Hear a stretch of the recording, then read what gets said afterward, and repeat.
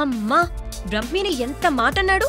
నిన్నగాక మొన్న ఫేస్బుక్ లో రవితేజపై మెగా ఫ్యాన్స్ పై హాట్ కామెంట్స్ చేసి అడ్డంగా దొరికిపోయాడు ఎస్ రవికుమార్ చౌదరి. ఆ తర్వాత అయ్యో నేనేమనలేదే, నా ఫేస్బుక్ హ్యాక్ అయింది అంటూ కవర్ చేసుకున్నాడు. ఇప్పుడు ఏకంగా బ్రహ్మానందంపై పడ్డాడు. ఆయన్ని టార్గెట్ చేసుకుని కొన్ని సంచలన వ్యాఖ్యలు చేశాడు.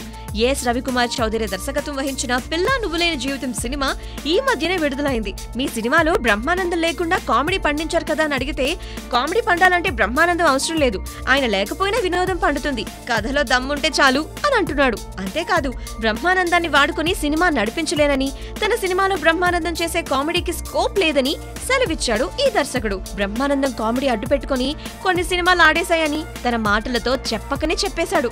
మొత్తానికి ఓ యావరేజ్ సినిమా చేతికి రాగానే ఈ దర్శకుడికి కాస్త కాన్ఫిడెన్స్ డోస్ ఎక్కువైనట్టుంది.